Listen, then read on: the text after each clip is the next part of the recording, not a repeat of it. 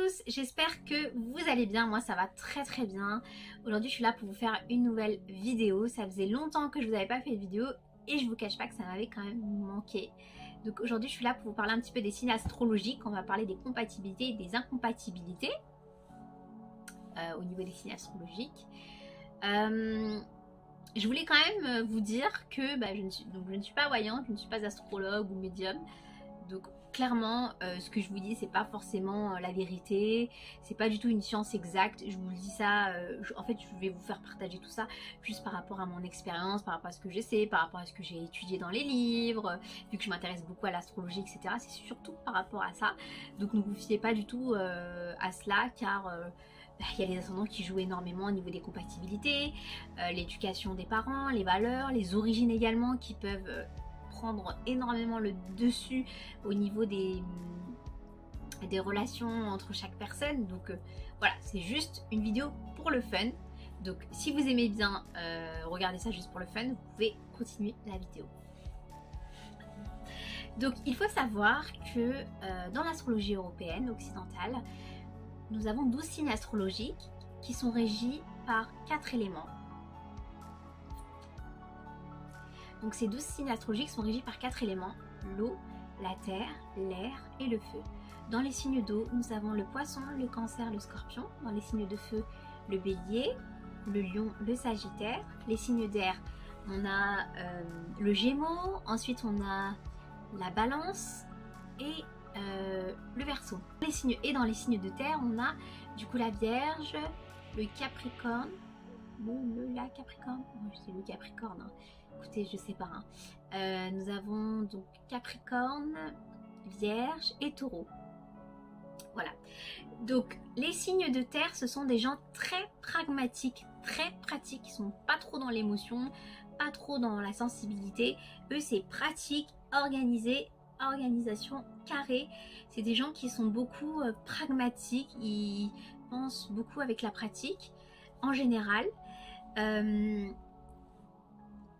Donc voilà, c'est des gens qui veulent que tout soit vraiment carré dans leur vie, ils sont assez exigeants avec eux-mêmes, ils sont aussi exigeants avec les autres. Les signes d'eau, ce sont des gens qui sont beaucoup trop émotifs. Ce sont des signes sensibles, très sensibles, beaucoup nostalgiques. Donc c'est des gens qui ont un peu du mal à, je dirais pas à avancer, mais qui ont du mal à oublier un peu le mal qu'on leur a fait dans leur vie. Et voilà, ils sont beaucoup dans la sensibilité, ils ont des talents d'écrivains, de poètes. C'est des gens qui sont un peu poétiques, qui ont des talents artistiques. Les poissons, c'est des gens par exemple qui sont très rêveurs, qui ont des talents artistiques, qui aiment la musique. Voilà, c'est beaucoup des gens qui sont dans tout ce qui touche à la sensibilité. Voilà, tout ce qui touche à la sensibilité. Voilà, les signes de feu, c'est le courage, l'impulsivité, la force, le dynamisme. Vraiment, c'est des rayons, c'est des soleils. Les signes de feu, c'est des signes solaires. Voilà, c'est des gens qui sont toujours pétillants, qui ont toujours cette force, ce dynamisme. Mais par contre, c'est des gens qui sont vachement impulsifs. Ça veut dire que la moindre petite chose qu'on peut leur dire qu'ils n'ont pas apprécié, c'est terminé, ils partent au quart de tour. Voilà. Donc en tout cas, le courage, ça fait partie des signes de feu. Et enfin, nous avons les signes d'air. Alors les signes d'air, c'est des gens qui sont très dans les nuages. C'est des gens qui sont très dans les nuages. Ça veut dire qu'ils sont beaucoup dans la liberté, l'air. Oui, c'est ça, la liberté. Ils aiment pas trop qu'on les oppresse, ils aiment pas être bloqués, ils aiment pas l'autorité. Ils veulent créer leur propre chemin de vie. Ils veulent pas forcément qu'on leur impose trop de choses. C'est des gens qui sont vraiment dans l'air, ils sont vraiment dans le voyage, dans la liberté. Même au niveau des sentiments, c'est assez léger. Ça va pas non plus être des gens qui sont très passionnés en amour. Voilà.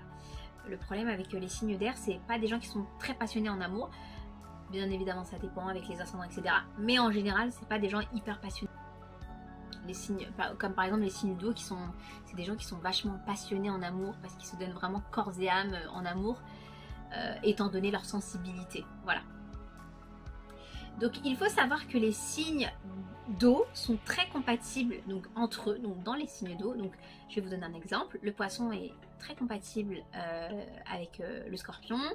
Le cancer est compatible avec un scorpion, mais il est encore plus compatible avec le poisson, le scorpion avec un cancer. Enfin voilà, c'est des signes qui sont compatibles entre eux, ça marche très bien parce qu'ils ont la même sensibilité et ils sont quand même un peu différents entre eux parce que le poisson va être très très rêveur, le cancer va être très nostalgique, le scorpion va être beaucoup dans la sensibilité, mais une sensibilité refoulée qui va montrer par du courage. Donc voilà. Et il y a une petite particularité chez le scorpion, qui est un signe d'eau, c'est que c'est un signe d'eau, mais il a beaucoup de similitudes avec le signe du bélier, qui est un signe de feu. Parce que les signes d'eau en général sont très sensibles, ils sont renfermés sur eux-mêmes. Le scorpion il est renfermé sur lui-même, mais il a ce côté combativité, courage, détermination, et il n'a pas peur d'aller au front, il n'a pas peur du combat non plus. Donc il est un signe d'eau, mais il a quelques petites choses du signe de feu, du bélier. Donc on va dire qu'il est à 90, on va dire qu'il est à 70% signe d'eau et 30% signe de feu, le scorpion. Voilà.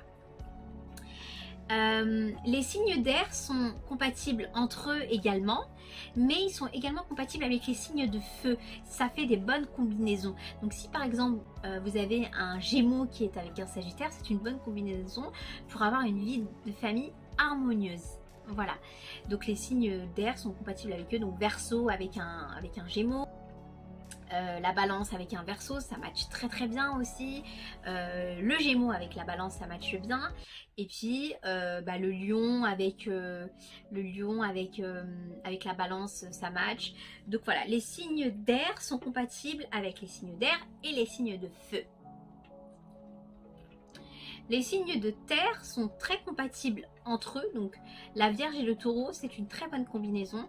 La Vierge et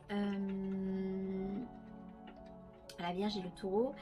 La Vierge et Capricorne aussi, c'est une très bonne combinaison. Les signes de terre entre eux sont très compatibles, mais ils ont aussi une très bonne compatibilité avec les signes d'eau.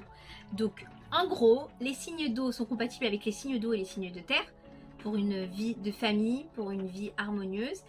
Les autres signes, en fait, il y a des signes, je ne vais pas dire qu'ils sont incompatibles. Par exemple, les signes d'eau avec les signes d'air, c'est pas qu'ils sont incompatibles, mais pour du long terme, c'est plus compliqué. Ça veut dire que vous pouvez avoir un coup de foudre, avoir une relation passionnelle, etc. Mais pour une vie de famille, c'est plus compliqué parce qu'ils n'ont pas la même vision des choses, la même vision de la vie. Donc du coup ça va être incompatible pour, on va dire, pour le futur. Mais ça ne veut pas dire qu'un signe d'eau ne peut pas tomber amoureux d'un signe de feu, ou un signe de feu ne peut pas tomber amoureux d'un signe de terre, etc. Ça arrive, mais voilà, pour une vie de famille harmonieuse, si par exemple vous voulez faire votre vie avec quelque chose de stable, de posé, effectivement là vous devez y réfléchir à 2 fois avant de prendre vos décisions. Donc le signe de terre est également compatible avec les signes d'eau parce qu'en fait la terre et l'eau ça matche très bien, c'est une très bonne complémentarité parce que étant donné que les signes d'eau sont beaucoup dans l'émotivité, l'émotion, la sensibilité et que eux sont beaucoup plus pragmatiques, ils vont pouvoir faire résonner un petit peu les signes d'eau et les signes d'eau vont pouvoir un petit peu ouvrir le côté renfermé que les signes de terre ont, qu'ils ont du mal à exprimer parce qu'ils sont un petit peu renfermés sur eux-mêmes, les signes de terre, qui sont tellement organisés, carrés, etc. Ils sont beaucoup renfermés sur eux-mêmes et du coup les signes d'eau vont pouvoir entre guillemets arroser la terre et faire pousser une belle plante. Voilà, donc en gros c'est ça. Donc j'espère que cette vidéo vous aura plu. N'hésitez pas à commenter, à me dire ce que vous en pensez, quel genre d'expérience vous avez vu dans votre entourage ou votre expérience à vous, quel signe pour vous est compatible avec celui-ci, etc. N'hésitez pas à commenter et je vous dis à très bientôt pour une prochaine vidéo. Ciao ciao.